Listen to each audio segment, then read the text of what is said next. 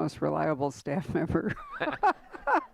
I know. I'm not at all sure how we do without him. Right. We ready to go? All right. Good evening, everyone. Thank you so much for coming out this evening. Thank you, virtual audience, for joining us. And thank you, Bob, for coming to see us again. Thank you for as always for having me, and thank you all for coming out on a hot Arizona night. It's I was told that it's not supposed to get to 100 degrees until later. Is that not right? We just ate dinner outside, and it wasn't that hot, right? No, it No. was nice. I know. See, and I left Seattle and it was 44 degrees, so it's a little bit different. That's true. So Bob and I, most recent event together was at Left Coast Crime in Seattle, which was 2 weekends ago. Not quite 2 weekends ago. Anyway, Bob was the guest of honor, which was a very well-deserved thing at Left Coast Crime, and his publisher, Gracie Doyle, and I tag teamed together to do Bob's guest of honor interview, which I have to say was a real honor, and it was a pleasure and a privilege to go through our whole history together. No, I was honored. I mean, you're a legend in this business. Well, so the way I structured the event was to talk about Bob's career as being a 3-act drama. And the first act, which Bob can tell you about, the first act, Bob is a fledgling reporter, which plays into this book, an actor, and a lawyer. The second act, which is where I have a fairly prominent role, was when Bob became an author of several legal thrillers. And the trajectory of that went downward.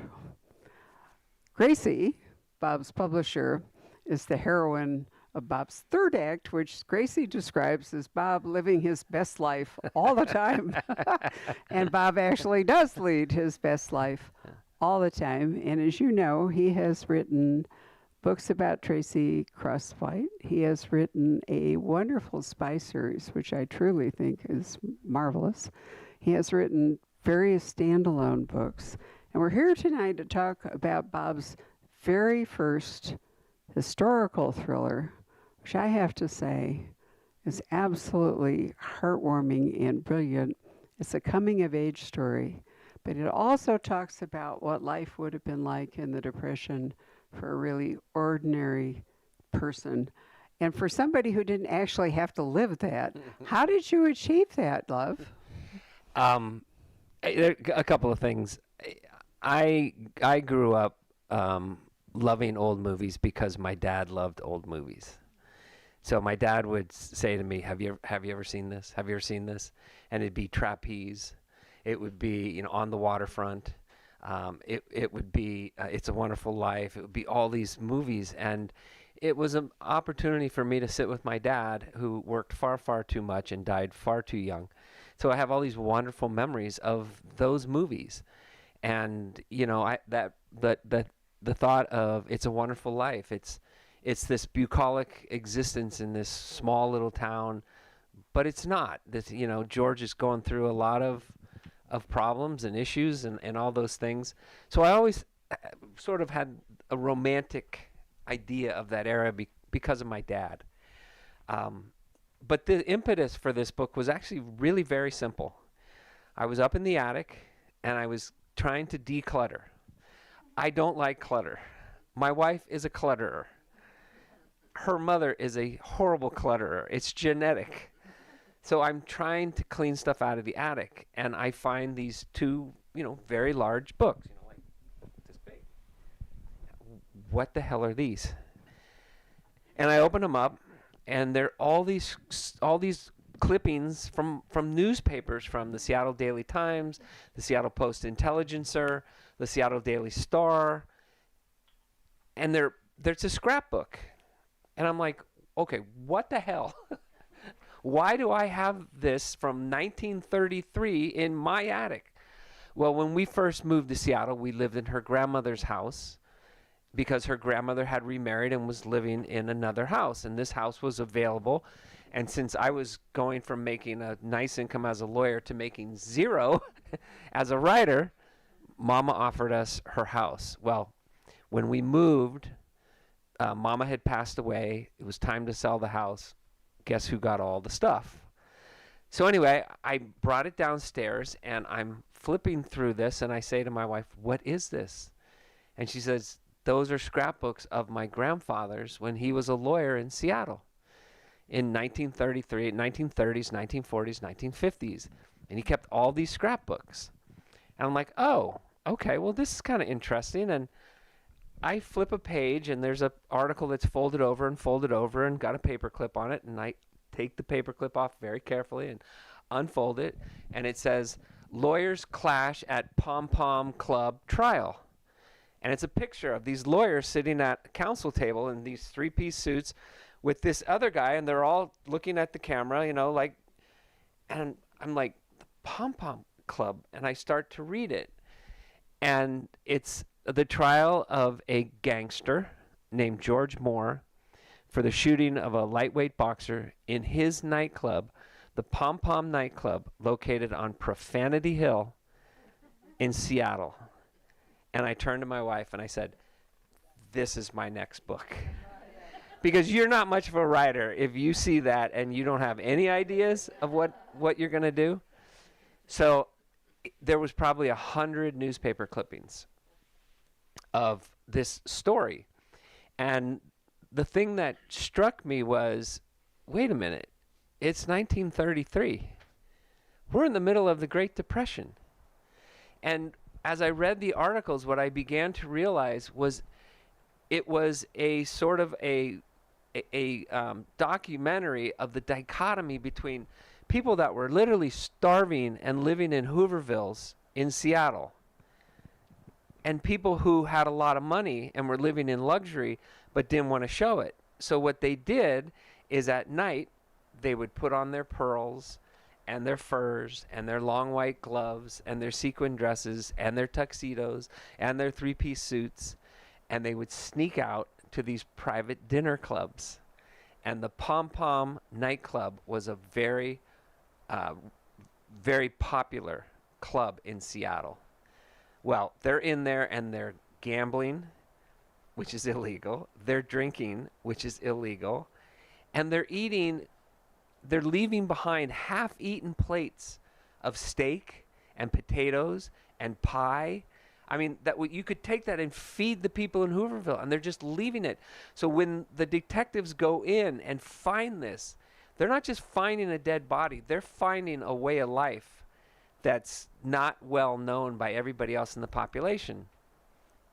So the more I read the articles, I see that it starts to become the trial of the century. Well, yeah, because it's not about just this gangster killing this guy. It's about who's going to these places, where's the record book, the politicians were all corrupt, the police was completely corrupt. So, where's the list of the party club members? Who's hiding it, who's got it, who doesn't have it? And wow, I mean, it just became this incredibly huge story. And I was all set to write it from the perspective of the defense lawyer, right? My wife's grandfather. And as happens so often with me, and I know with other writers, I guess got this voice in my head. And he said, "No, you're doing this wrong. You need to tell it from the perspective of a reporter who's seeing this and can report on this in the newspaper." Because remember, there's no televisions back then, right? There's movie theaters, and King Kong is playing, but people aren't going home. Most people are not going home and turning on the television. They're going home and they're reading the newspaper.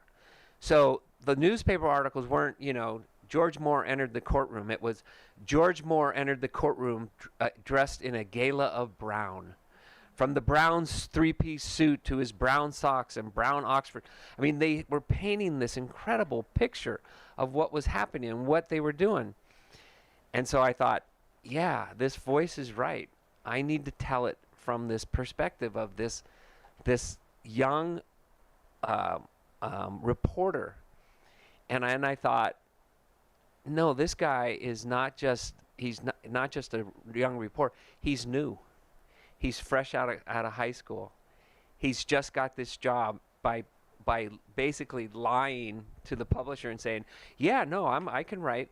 He can't write. He's never been a reporter. but he needs this job because his family in Kansas City is starving. His father is losing his job. His mother can't afford to pay the mortgage. I mean, they're having problems. He can't lose this job. And that was the impetus to paint this tapestry.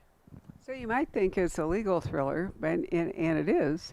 But it's really a coming of age story for this kid, who he's not naive, No. but at the same time he's certainly inexperienced, and he's lucky that he winds up with a mentor or two. But remember when I said Bob's career is like a 3-act drama, and because he was a reporter himself, he is able to write about this young man. You know, I mean, there are some parallels to COVID in this. You know, some people had an entirely different experience during lockdown, depending on their zip code and their financial status. And, you know, we had it pretty easy here in Arizona. Most of us did, compared to if we had been in a series of, you know, high rises in a more urban environment. There's a famous, I won't give her name, but a famous author in Seattle who I'm very fond of, who lives on I think the 18th floor of an apartment building, and was not able to actually leave her apartment for, I don't remember how many months during COVID, because the elevator was the problem. Well, you know, we live on the ground floor, most of us here, and we didn't have to. I'm sort of embarrassed sometimes about how relatively easy many of us here, not everybody, but many of us here had. We were able to keep the bookstore open the entire time during COVID, for you recall, and we switched to, well, we didn't switch to because we'd already been doing it. Zoom came along at a magic moment when it was way better than live stream. So at this point, I think this is such a fascinating figure. 80% of our customers don't live here. You guys are the 20%. If you looked at the shipping stuff on the outside of the store back there, you will see.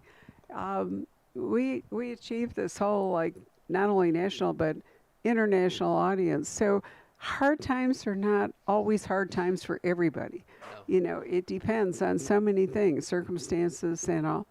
But I thought what you said about Seattle, about it was so corrupt that Al Capone wasn't even interested in trying to go to Seattle, right? Because, I mean, there was nothing. I'm from Chicago, so I know all about Al Capone. And, you know, that was part of, I mean, he wasn't part of my childhood because he died shortly before I was born. But nonetheless, you know, it was a big thing. And do you know that Arizona has a history of mobsters who came here from Chicago to start Las Vegas. This was kind of the springboard for Las Vegas, was here. If you go to Durant's, any of you eat at Durant's? Ever been to Durant's? I mean, it's so great. You know, it still looks like the mob hangout from 1950. It's gorgeous at Christmas when they put up all the schlock decorations. And if you've never gone to Durant's at Christmas, I truly recommend that you do it. I mean, it's a really great experience. But I never thought about Seattle. Why would I? Until I read this book and recognized that, you know, the opportunities for corruption in Seattle were enormous. Yeah, it was a lot. It was very much like San Francisco because they had this. They were ports. They had this port. They had this waterfront, and not only did they have ships coming in, they had sailors coming in. Right. And so the shoe shine. I actually found a book, a biography written by a guy that had been a shoe shine boy, and he writes that his job was to shine the sailors' shoes, and then look up at them and say, "Are you looking for a date?" Mm-hmm. And if they said yes, he'd say, "Give me a quarter." He'd give him a quarter, and he'd run him down the alley to a guy down at the alley. And he'd say, he's looking for a date. I love it. Was the underground functioning or at that point? Yeah, and in fact, if I get to do a sequel to this book, Chinatown still has a huge underground that a lot of people don't know about because they had a huge speakeasy. Right. Congregation there. I've been in the regular Seattle Underground, but is the Chinese one different? I haven't been in it. Oh, okay. So I don't know. But what I understand is it's big. It's not like the Seattle tour where, you know, you go 2 or 3 blocks. Right. It's a big underground, and part of that was because they were discriminated against so much, right? So they did a lot of things. Opium dens. There was a big story in the scrapbooks about an opium ring busted in Seattle, a huge opium ring busted in Seattle, coming in, stuff being taken in off the ports. So, I mean, there's a whole wealth of stories that Shu could continue to pursue. Um, and I love the characters, the world that he lives in, and I can say that because I didn't really invent these people. I mean, I sort of did, but Ernie Blunt, the detective, his name was Ernie Yort, and he was a real famed Seattle homicide detective. I mean, he was known worldwide. Luke May was the first sort of criminologist in all of the United States. He was the first guy that set up a criminology lab that we're gonna look at crimes from a scientific standpoint and figure out, how whether the gun fit in the holster and all that stuff. So he was sort of famous and well known. And into this comes this young reporter, and the thing you have to understand about the young reporter is that the reporters were embedded with the police. And what I mean by that was, if you wanted to cover a criminal trial, you had to get a press badge from the chief of police that basically said you can go cover this trial. And that meant that a detective had to call you and say, I got a murder at the Pom Pom nightclub. Do you know it? And so here's this young guy. He's been on the beat for about a year, and he gets a phone call on the Candlestick phone in the boarding house, and his landlord calls him, knocks on his door, and says, "You're tying up the Candlestick phone. You got a call on there." And he goes running down. He grabs the phone, and the guy says, "This is Detective Ernie Blunt." And this guy is shocked. I mean, holy crap! This is the guy.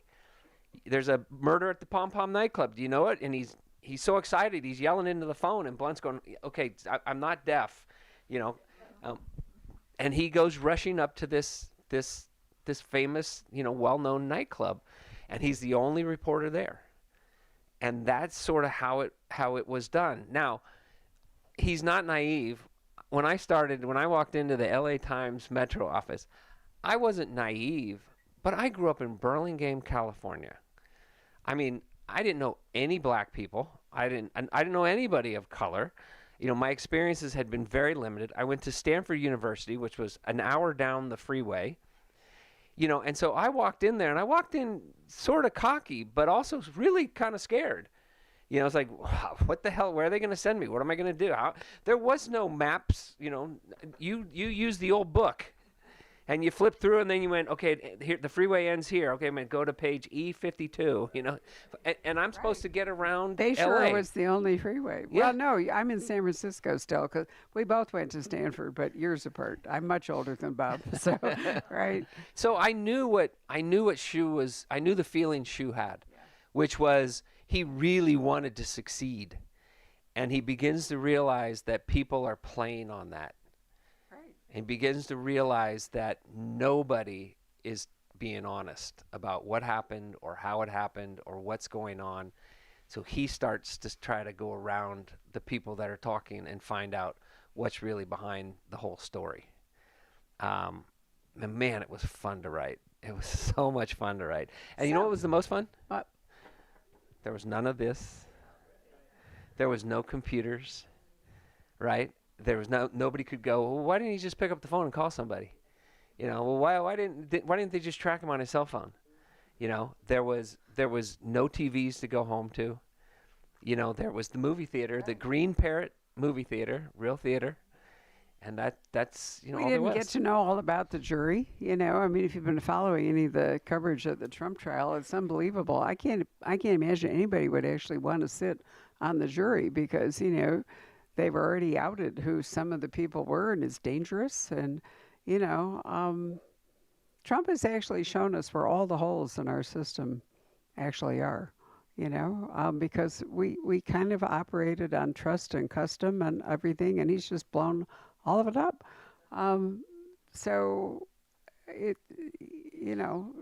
even picking a jury is a different experience. So this book is partly a reporter story. It's partly a legal thriller.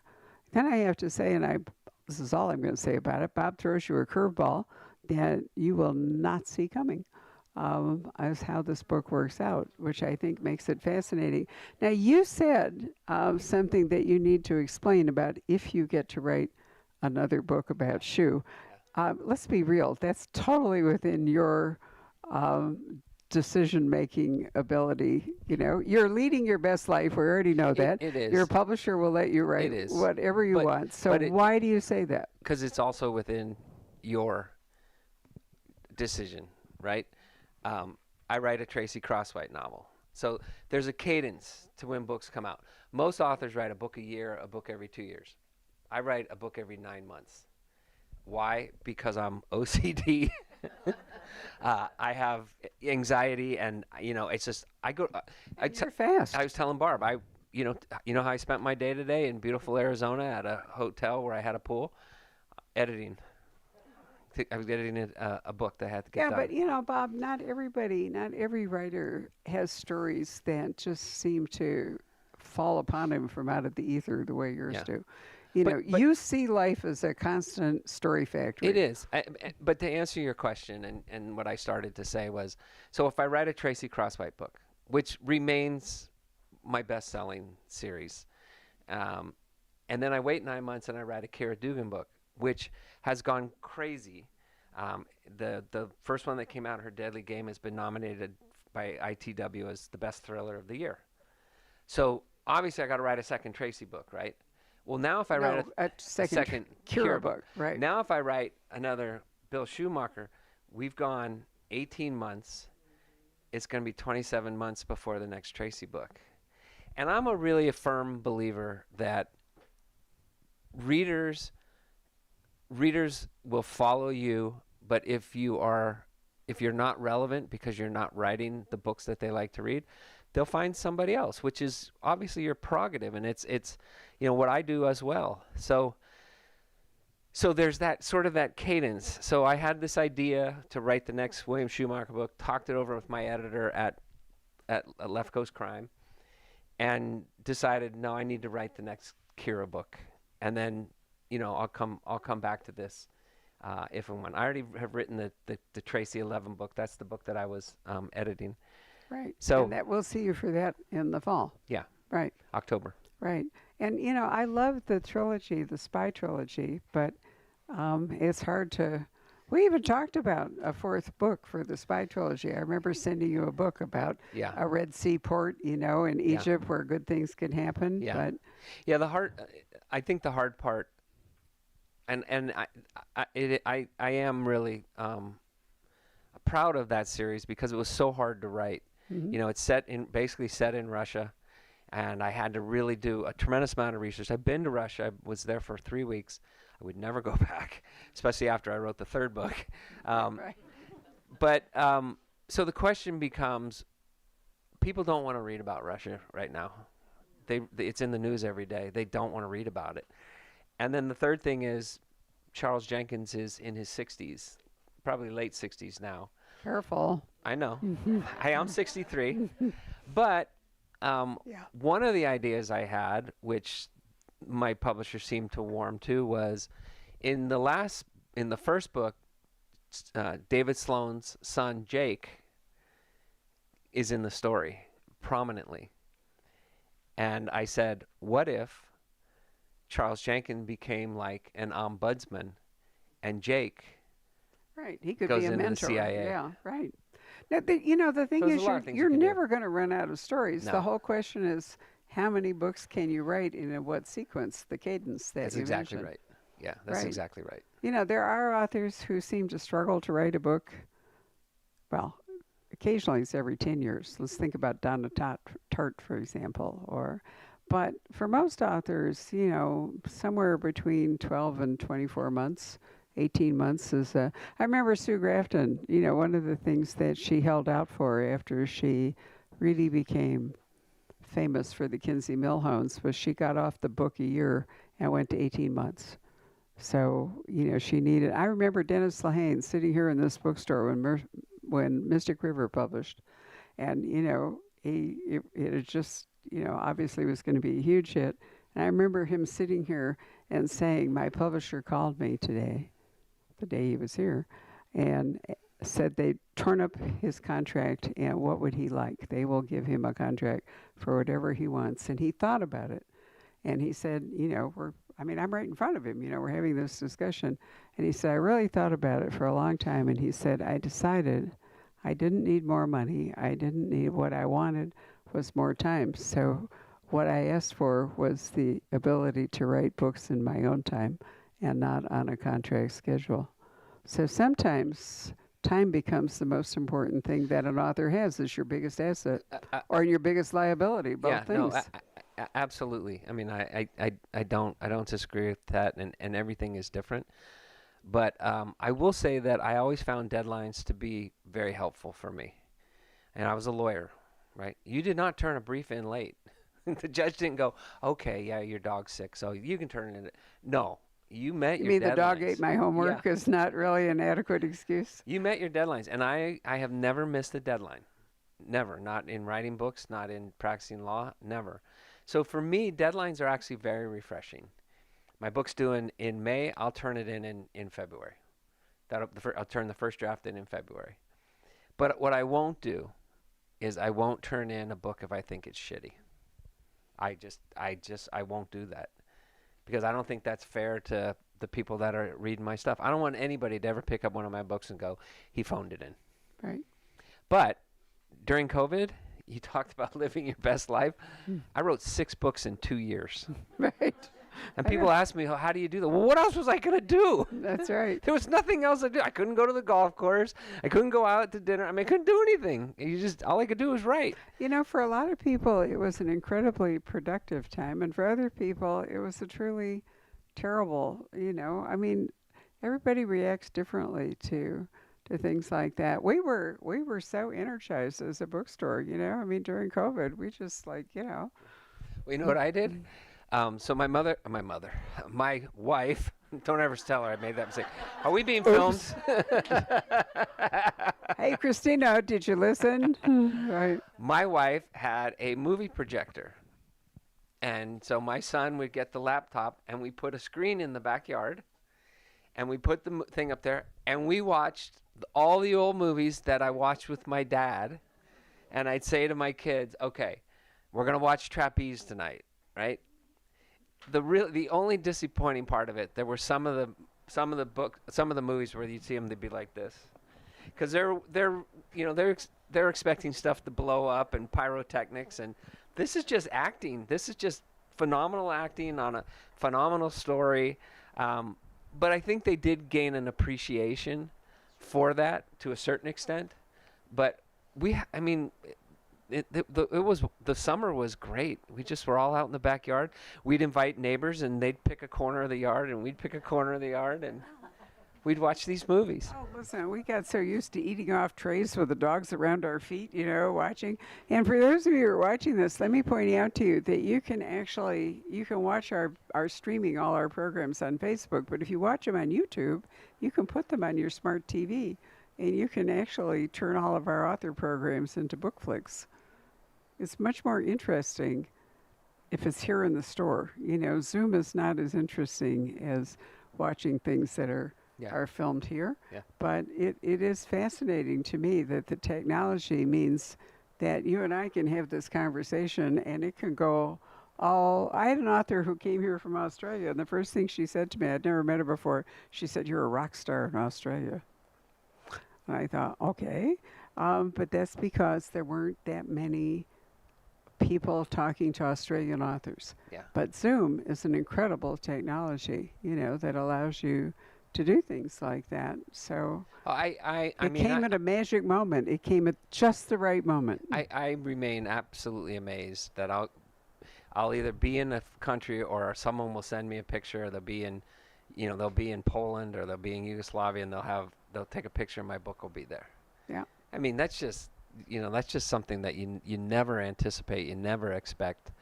That's true. And I've actually done stand-ups for authors in different places. I once did a stand-up for Michael Conley on a plane from Athens to Venice. It was just hilarious. They were almost all Dutch people on the plane. And Michael, it was the only time I haven't been here for Michael Conley because I was in Athens going to Venice. And this woman was reading a Michael Conley book next to me, and I was feeling really sad. And you know how sometimes you say things to total strangers that you would never actually ever say ordinarily? And I said to her, I'm so sad. I said, Michael is actually doing his book launch for this book, or for a later book. She was reading an earlier book because the Dutch are way behind, at my bookstore tonight, and I'm feeling really sad because I'm missing Michael. And the next thing, there's all this conversation in Dutch that I can't hear. And then they say to me, so can you talk to us about Michael Conley? And I thought, well, yeah, sure, I can do that. I mean, you know, whatever. So anyway, the stewardess brought out a microphone, and I got up in the front of the plane, and the door opened, and the pilot came out. And I thought, oh, God, you know, here I go. I'm going to be arrested and all. And he said, I'm a great fan. He said, just carry on. He said, the co-pilot's going to get us to Venice.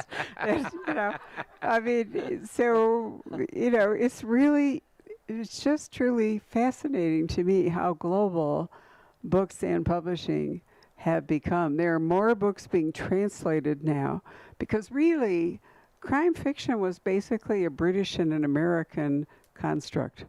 And now it's being written in different cultures and different languages all over the world. There are more people translating books into English, crime fiction into English now, than ever have been before. Yeah. And I think that's, you know, I just think that's such a great thing that we can read real voices coming out of Japan or coming out of, you know, so many different countries. Well, I mean, Korea has become like, you know, a real literary. Did any of you watch Extraordinary Attorney Woo? Yes. Which might be, you know, where is the next season?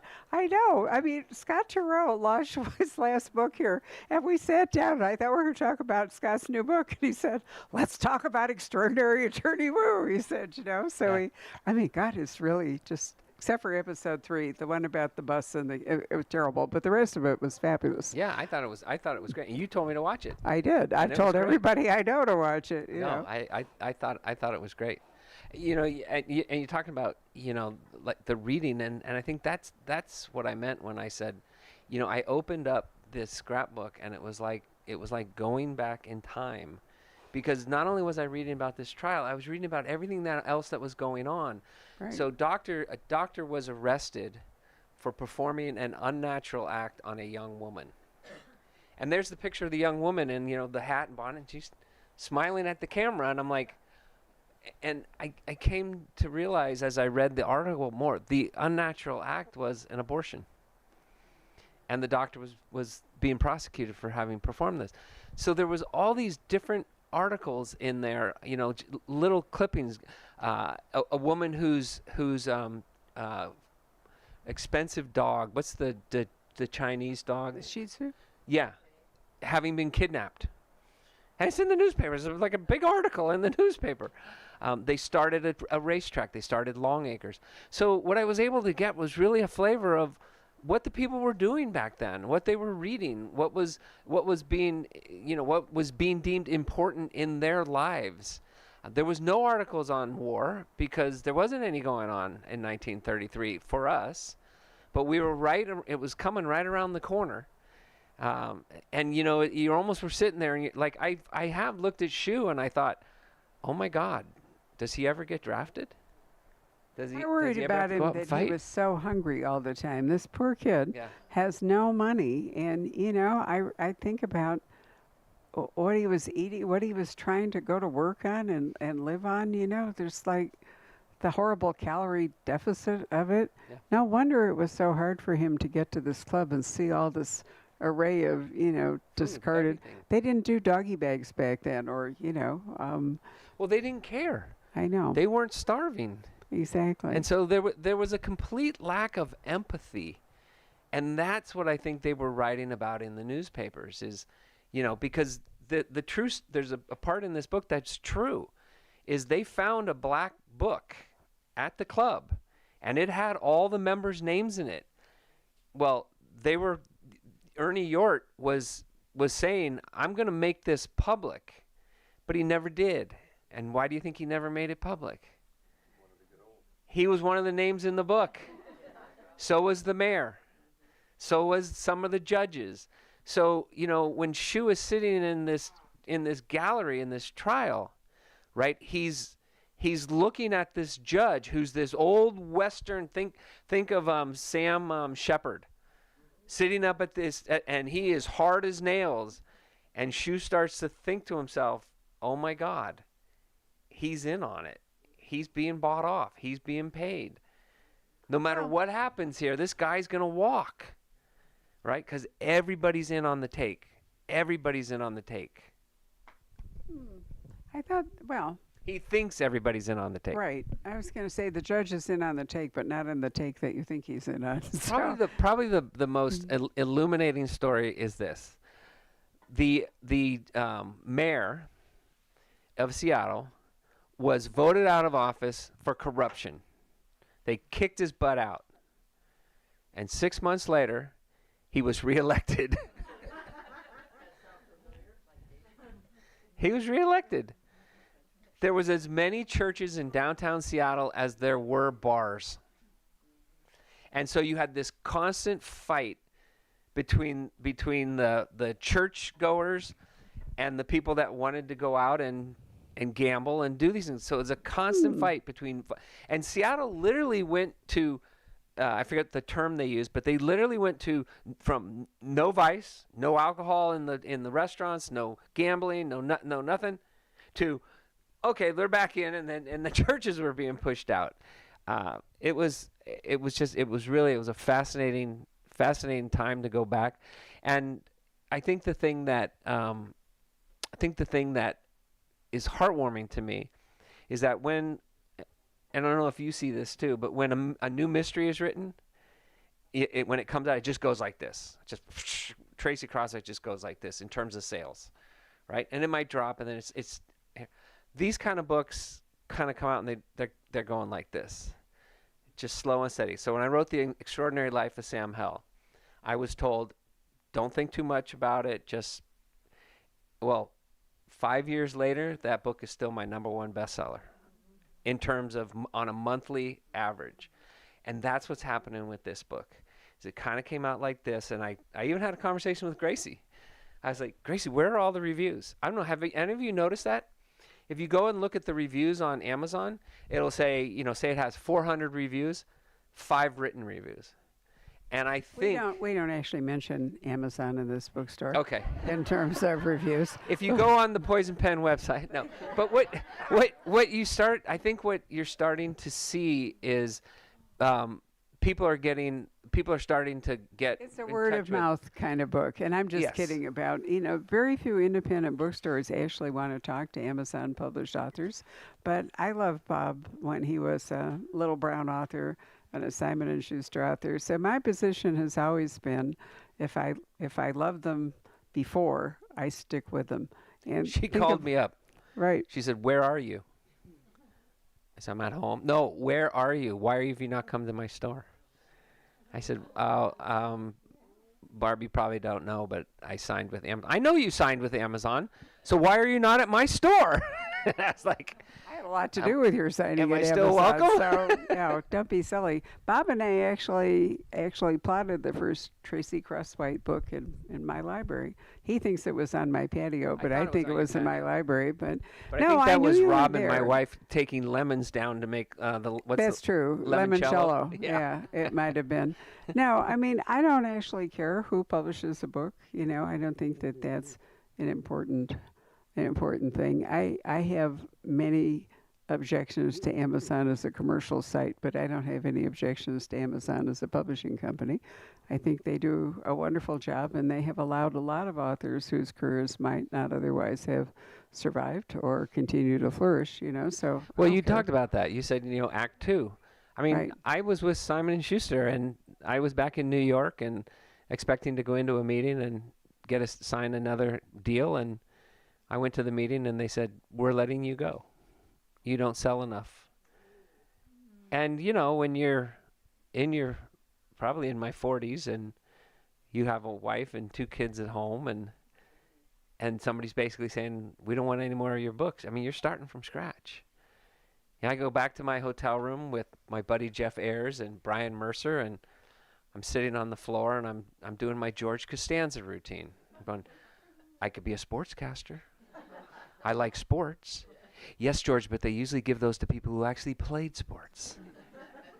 Oh, I could be. I mean, I could be a manager of the Yankees. I mean, I was joking, but I was joking to try to laugh because what do you do? You were actually thinking of quitting Yeah. and going back to practicing law, and I wasn't having any of that. So it's all Took worked me in out. and said, "What are you working on?" And I started Right. to tell her the premise of the story, and she said, "Well, what about this? And what about this? And what about this? And what about this? And what if?" And that was the kicker. The what if. I won't tell you what the what if was, but there was a big what if. What if? And I went, "Oh my God, I don't think that's ever been done." And it hadn't. Yeah. We've had a really good time together. It's been a lot of fun. I miss Poison Pen Press. We sold it in 2019, eventually to Penguin Random House. But I probably edited nearly 900 books in the 20 years that we had the press. And, Rob and I just got too old to want to take it to a different level. We were, it was time to hand it on and so forth. But I really loved all that. And I thought I was pretty good at finding voices that I really like. You all know I just do this for fun, right? I mean, right. I might actually have to make the Poison Pen a not-for-profit in order to do a new project that I have in mind. And the only reason it isn't formally one is that we have to have a board of directors if we're a nonprofit, and I don't play well with others, so I didn't really want to do that. But it's possible that we may have to, kind of go in that direction. But it's all about stories and voice, and you had both of those in spades. I don't think stories will ever go away. Not for you. Well, not for me, but I think not for people that love to read, because movies come at you. You go in and you sit down, and they come at you, but books you immerse yourself in, and you become part of the story. And so I'll get emails from people saying, "Oh my God, I felt like I was right there. I felt like I was living in Seattle during that time," and it's because they were able to immerse themselves in the story. And I don't think that's ever going to go away. I don't care what technology we come out with. I don't think it's ever going to go away. That feeling like We can go back and read the Odyssey and the Iliad and whatever new translation there may be and see how powerful that is. Don Winslow, adopted the Aeneid in his new trilogy. Basically, it's the same story, but brought up. I mean, stories are what make us to a great degree. I grew up kind of a shit disturber. I'm one of 10 kids, and I had older siblings, and so in grammar school, I thought I was the kid that could, pop off, be a cut up, and the nuns were having none of that. And the principal hated me. But what the beauty of it was when a sixth grade nun, my sixth grade nun, Sister Mary Williams, called my mother in, and my mother, before she started having kids, was an English lit teacher, and Sister Mary Williams said to my mom, "He's a good boy, Patty. Bobby's a good boy." Trying to assure her, but he's bored. Right. And we need to give him something to do. You sound like my puppy. You're a good boy, Scooter. So what did my mom do? She gave me The Count of Monte Cristo. She gave me The Old Man and the Sea. She gave me The Great Gatsby. She gave me To Kill a Mockingbird. She gave me Of Mice and Men. And I fell in love with those books. I fell in love with those stories. I still remember reading All the President's Men in one day because I was homesick. Right. I read Lonesome Dove in 2 days. And when I finished that book, I bawled like a baby. It was an amazing book, wasn't it? The only event we ever did for Larry McMurtry was for Lonesome Dove. He was here at the Scottsdale Conference Center over on McCormick Parkway, which was, God, a long time ago. I was so scared, I mean, it's hard to meet a legend. And you wonder if you're going to do everything right. But, what an amazing book. There have been some true giants that, it's been 35 years in October. There have been a lot of giants walking through here. Oh, absolutely. You were certainly one of them. Well, so why don't we take questions from the audience? What a good idea. All right. Somebody have a question. Yeah. I have a good question. But before I ask the question, I want to say thank you for joining the Golden Girls Book Club a couple of years ago by Zoom. to discuss the World Playtest. Oh, We loved it. Thank you. no, thank So you. my question is, what are you going to do with the scrapbook? I'm gonna keep it. My daughter does a lot of my publicity now. She's out of school and she's really really talented. And so she used an app that made it almost look like a Super 8 film. And she shows me coming in and opening the scrapbook, and you get to see if you haven't seen it on my Facebook page, or whatever. You see all the old articles and everything, right? And it's to let people know, no, I'm telling the truth. It really was a pom pom nightclub. And I've kind of gone through them again, sort of cultivating what new stories might I tell. And the opium one has caught my attention, and it really caught my attention because somebody then said to me, "Well, are you aware of the Chinese underground?" And I wasn't. That's pretty irresistible. Yeah. And now the other story that I think would be really fascinating was Seattle opened a racetrack in 1933 called Long Acres. And they built it in 28 days because it was the Depression. And the guy that wanted it built for racing season to open. And so he hired 3,000 workers, and they built this. And it was one of the most famous tracks in the United States because it was clay. So it was fast, fast, fast. Well, my wife is a horse person. She grew up on a horse farm. She still owns a horse farm. And so she was at Long Acres because her grandfather, the same guy in the book, was big into horse racing. And they had horses that they raced, and they actually raced one at Kentucky Derby. So my wife knew the stables in the back because her grandmother, Big Mama, would take her down to the racetrack, but she'd always tell her, "You are not to go in the back," because it was sort of like the haves and the have-nots. You had the jockeys and the trainers, and then you had the people who were attending the races. They were two totally separate classes of people. So that's another idea. For more stories, but I bet a lot of historians or libraries would love to. The libraries are fabulous, because I called up a librarian and I didn't know what I was going to get, and I said, I need some help. I need to know if you have maps of downtown Seattle in the 1930s, and I need to know what restaurants were there, and oh my God, this woman, it was like I had made her life. She was like, oh my God, this is such a great because my friend Jeff Ayers was a librarian at the Seattle Public Library, and he spent so much of his time policing the homeless that would come in onto the terminals and watch porn. So she's been really a great help to me. So I'm sure there'll be many stories that I can work in. Yeah.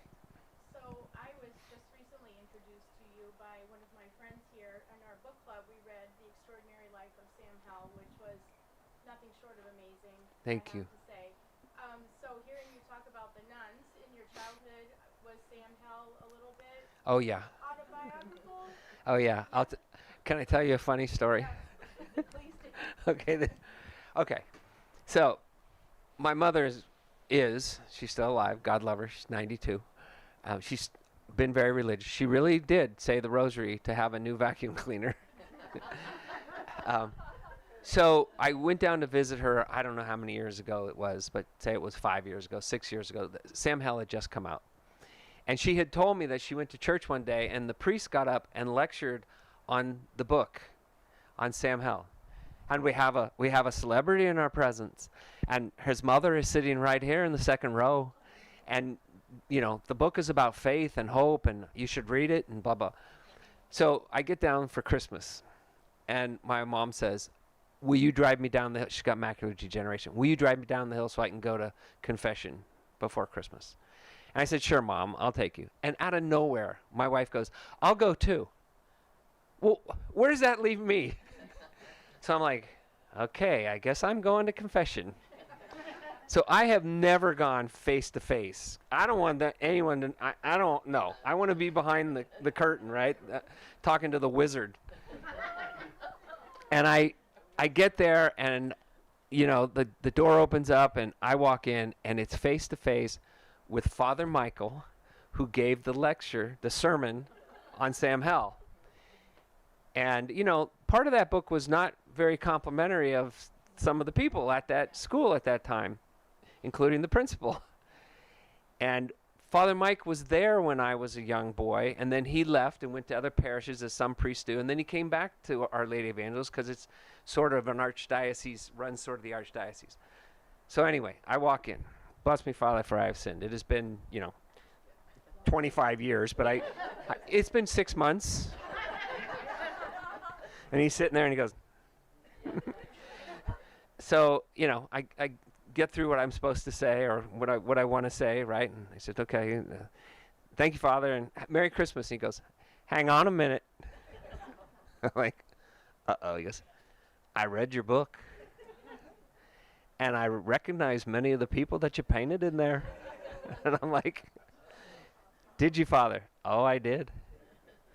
And I think you painted them perfectly. I didn't know you could do that Irish accent. That's really very good. Right. And oh my God, I said, well, he said, no, you don't have to apologize. I think you were spot on. Merry Christmas to you. and off I went.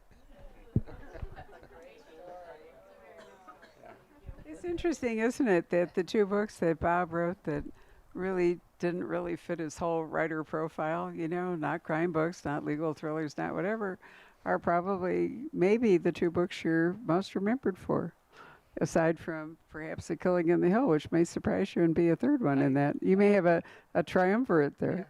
Yeah, The World Played Chess was probably the most difficult book that I've ever written. And I got just like with my sister's grave, I had Barb. My son was the person, because when my son was a senior in high school, he lost a football teammate. He was a friend of his. He didn't drink, and he went out on his cousin's birthday, and they went down on a pier, and his friend got him to drink, and they passed out on the pier. And when the friend woke up, he wasn't there. He had gotten up, delirious, and walked off the pier, and he drowned in 6 feet of water. So I had to take, my son and to go to this funeral, and it was heartbreaking to lose. It was heartbreaking, and in any event, I didn't want my son to feel like I had usurped his story. I wanted him to be comfortable with it. So I asked him to read the book, and he read it, and he came downstairs, and I said, "What did you think?" He said, "Well, Dad, I loved it." He said, "But I don't know what happened in Vietnam. It's not taught in the classes. Nobody ever talks about it. You don't see it on TV. I don't know. I don't know anything about it. What happened to this guy, William?" And that was the impetus for the journal. And without it, I don't think it would be the book that it is today. But there were scenes in that book where people had to die, because it would not have been a real story if people hadn't died. Because, 50,000 incredibly, young men, mostly, young men died. And so I knew what I had to do. And there were literally moments I was at the typewriter and I was in tears because I knew what was coming. And I don't outline. I just write. And it was a really, really hard book for me to write for that reason. Hard book for me to read, too. Yeah. My first husband died in Vietnam, so it was a very hard book for me to read, but very authentic. I don't know. Another really funny story. I'll keep it short. We're in China. My whole family's in China, and we get on this gondola to go up to the park that starts with a Z, which is where they filmed Avatar, with the hulus and all that stuff. It makes Bryce Canyon look like a postage stamp. I mean, this thing is just unbelievably expensive. So we're in this gondola, and we're driving up. And we're with this young woman, Anne, and she sings, and she's got this beautiful voice. And I said, do you know Bruce Springsteen? No. Who? Bruce Springsteen? No. The Beatles? No. Rolling Stones? No. So I start naming, more recent. And she says, "Are you a singer?" And my sister Bonnie says, "No, he writes novels." She says, "You write books?" And I said, "Yeah, I write books." And she said, "What's your name? Give me, how do you spell it?" And I gave her the name, and she gets on it. She looks, she goes, "Oh!" And I'm sitting there, and she goes, "You're the #1 seller on Alibaba." And I turned to my siblings and I said, "And do you know how many royalties I've received from Alibaba?" 0. It's all pirated. Everything's pirated. Zero. No, for sure. Yeah. That's very true. Right. So, is there actually one of the most interesting things I ever did, with overcame great reluctance to go, was to go to Vietnam with my children and my husband. And what I learned in Vietnam was that while that war was so terrible and divisive for us, in Vietnam it was just a blip in their ongoing millennial-long war with China. They have a little part in their war museum, just a little part, and they call it the American War. But it really wasn't No.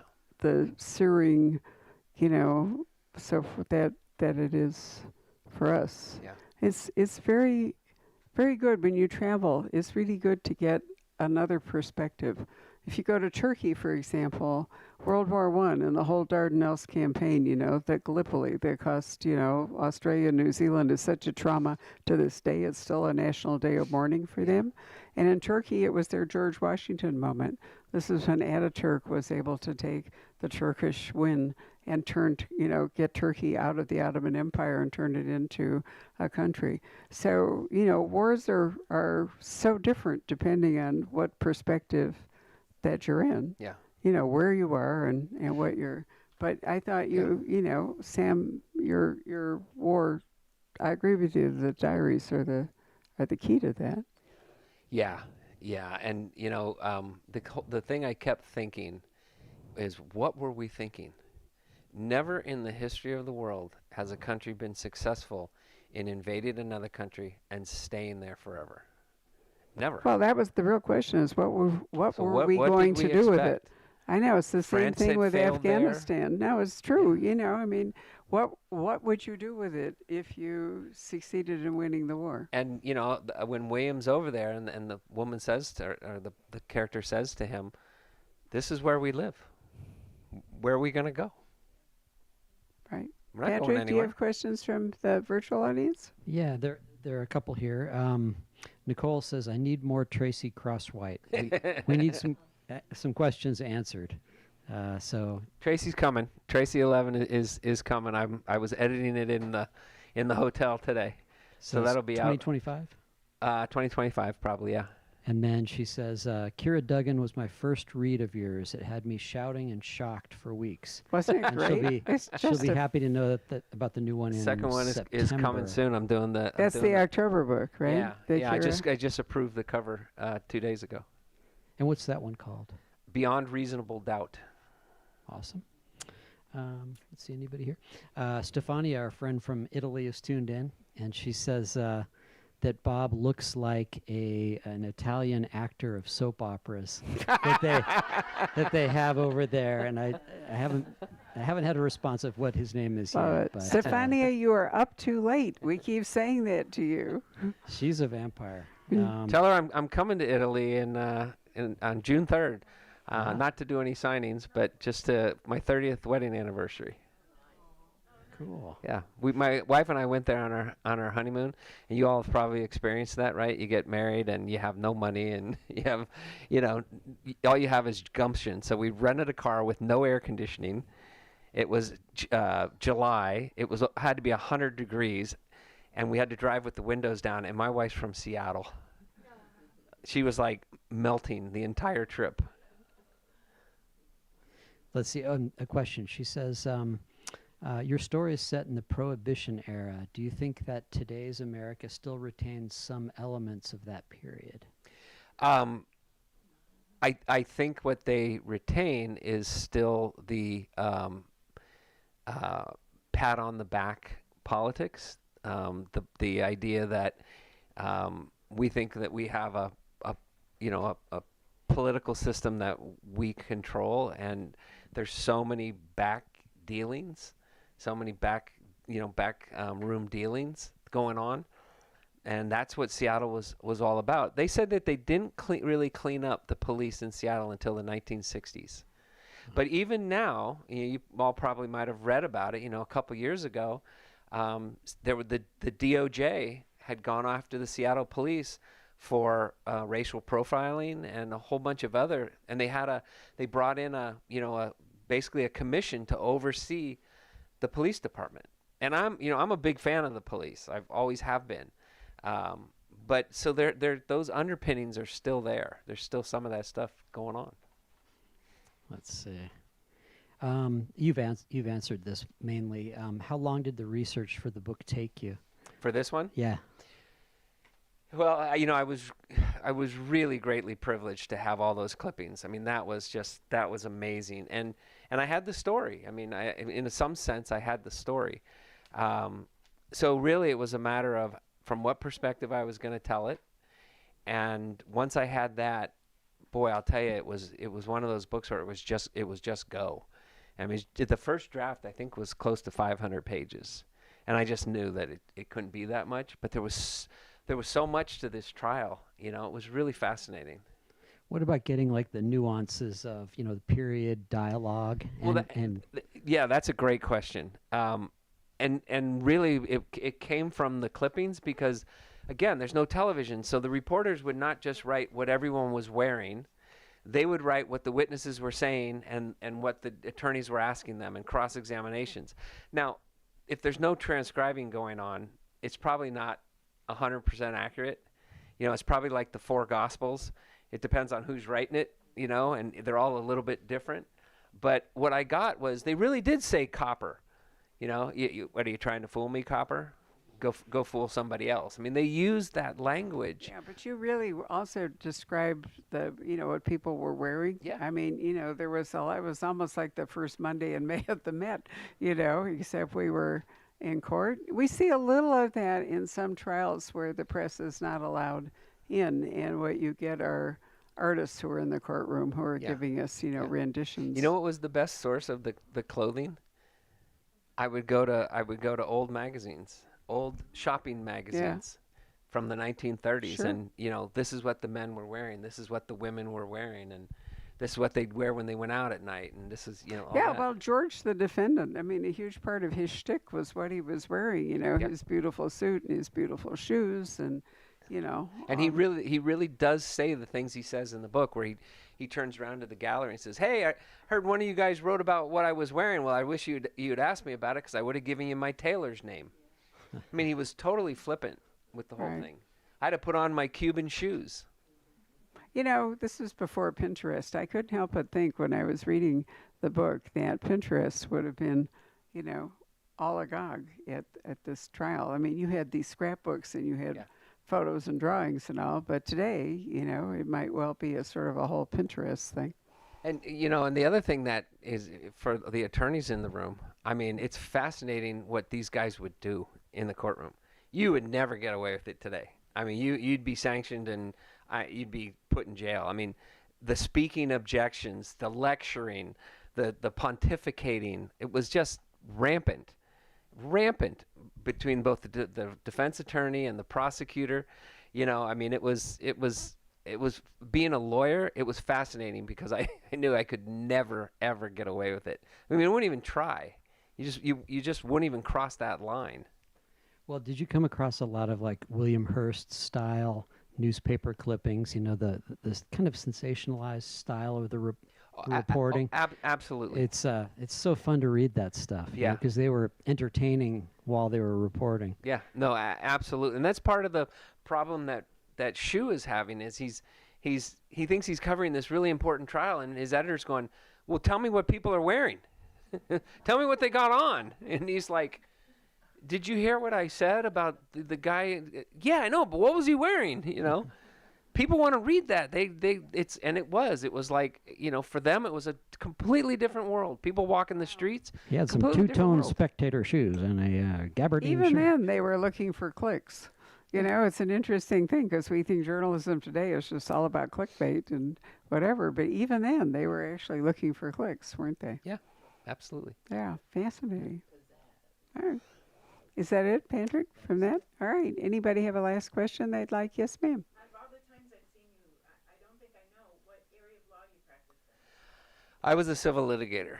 So I was a defense attorney. I did a lot of insurance defense work. I represented architects and engineers and some other contractors and subcontractors. They'd either not get paid or they'd get sued on a job, and and all that kind of stuff. You know, I tell people that I was a trial attorney, but in truth, I came up in the 1980s in the land of the mediator, and that's when the mediator got really big. So, you know, every case that I had, you know, it was a $25 million construction defect case. Right. They would never, that was never going into a courtroom. Well, not going to happen. No. It would go to a mediator.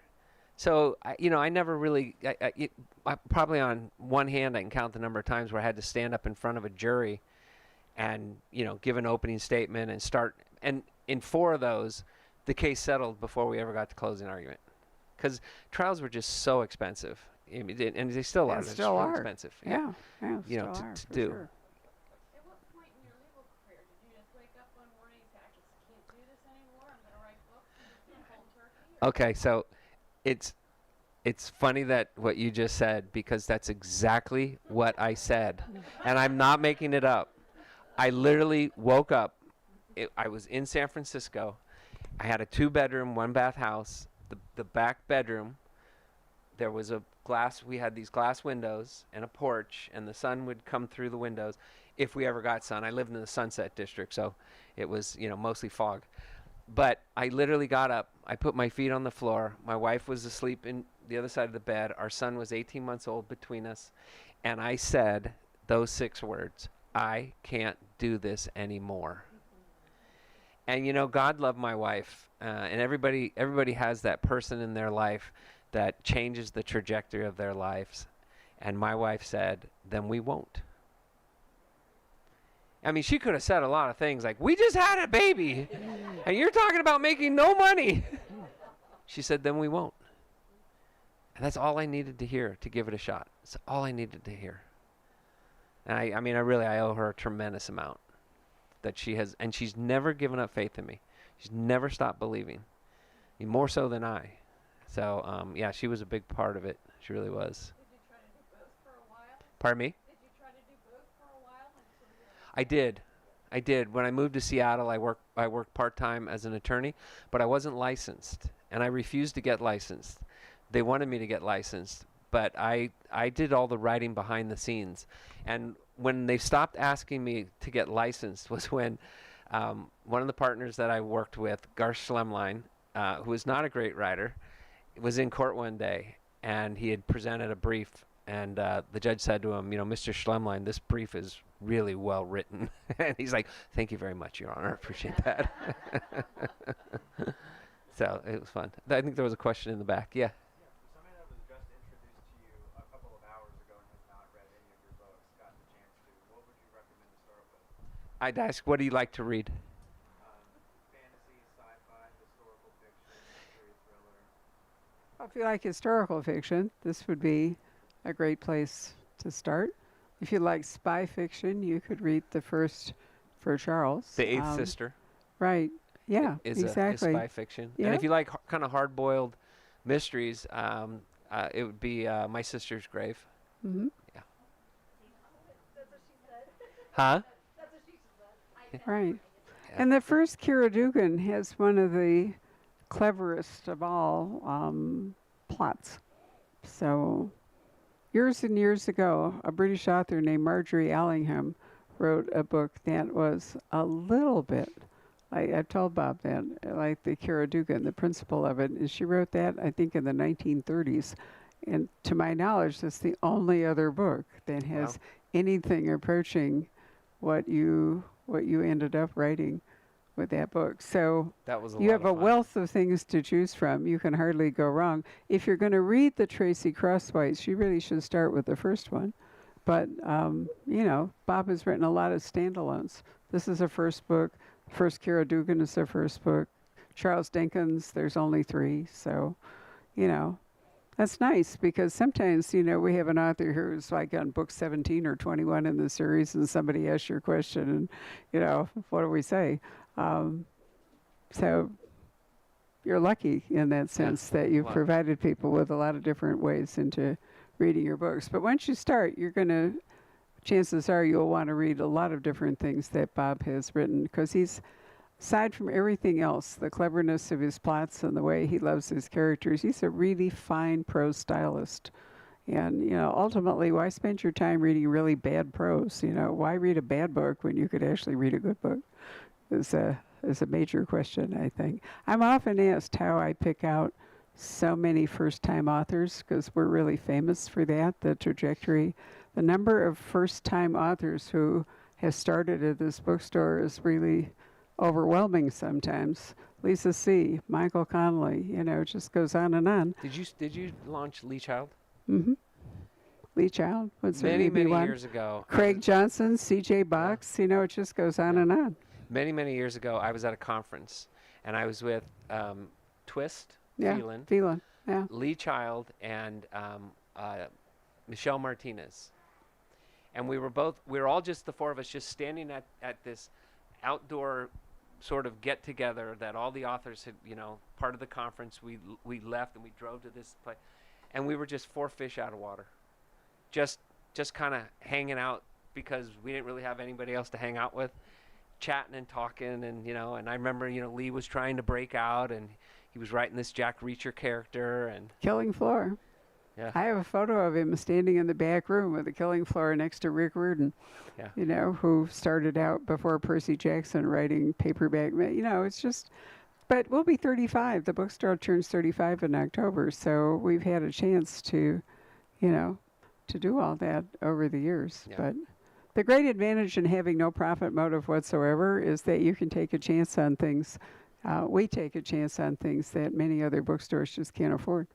And, for the ones that work out, there's sometimes ones that don't work out, but who cares, right? Yeah, no, it's always fun to be at a conference, and you're looking around and there's this book that's out there, and you think to yourself, I wonder if that's the next Stephen King. I wonder if that's the next person who's gonna hit it. And like Barb says, sometimes it's true and sometimes it's not. There was a huge book that came out. I won't mention it because I don't want to insult anybody. And everybody thought that's the next guy right there. And I don't think there's been much since. No, there was an article in Substack today about publishing and the economics of publishing. It's a really terrifying article. It all came up in testimony when Penguin Random House wanted to buy Simon & Schuster, and the DOJ said, no, we don't really think. And what they had to say about how, there's a tiny percentage of authors who ever even earn out the advances that they're paid. There's a tiny percentage of authors who sell enough books to even earn out their advance. And maybe once every 5 years, there's an author who takes things in a new direction that allows everybody to make money. So I could refer you to Silence of the Lambs. Yeah. And then we had serial killers. And then we had the Da Vinci Code, and we had Da Vinci clones and religious conspiracy thrillers. Then we had Twilight. And then we had Gone Girl. And now we're kind of hitting the next big thing, which is really romantasy. And that's partly because people want to escape. We want to think that there are people out there defending our borders. We want to think that escape, from the realities that we're in is possible. Yeah. And then there's dragons and great sex, all of which is, sells. Right. And so we're kind of poised on, but those few books drive 90% of the money made by big publishers. So the really good news is that there's a whole bunch of small presses. When I started the store, we had somewhere between 60 and 80 presses and suppliers that we dealt with. And now there's like 10, And so I think it's just great that there's an opportunity now for all kinds of small publishers to, with social media and like all the rest of it. So I think of us as a discovery place, You don't come in here, well, many of you do, to come in to buy like John Grisham, but that's not really why we're here. We're here to tell you about some new author you've never heard of that we're all excited about. Yeah. KT Nguyen, whose name I finally learned how to pronounce the Vietnamese last name. Nguyen is pronounced Nguyen. Who knew? And, a really exciting book, and I'm excited for her and stuff like that. It's really fun. Yeah. And once upon a time, that was Bob. It was, So There we are. It's always fun to go to the new author breakfast that they'll have at conferences, because it's just they're up there and they're beaming. I mean, it's sort of like your child was born, because you spend so many hours. I mean, people always say to me, gee, I haven't heard about you. I didn't know how you eat so many books. When God, the Jurymaster, I think I started that in 1998, and I think it got published in 2006 or 7 or something like that. It didn't sell a huge number of copies. It sold enough to make the New York Times list, but then Right. we both know that's. Can I tell them something about Here, do you want a microphone? I have been around this man a long time. I remember his excitement when his first fiction book came out. Yeah, Jurymaster. He was a humble man then and a hell of a good writer, and he hasn't changed a bit since. He's just gotten better. Yeah, thank you. Very kind. Well, we should wind it up on that note. So thank you all very much for coming tonight. Thank you, virtual audience. Thank I you didn't for realize coming we out. kept you sitting in these chairs this long, so I apologize for that. Bob will stay up here at this table, and you're welcome to line up by number and get your book signed and take a photo. Thank you all very, very much for coming out tonight. And if you could fold up your chairs and put them up against that side of the store, that would be great.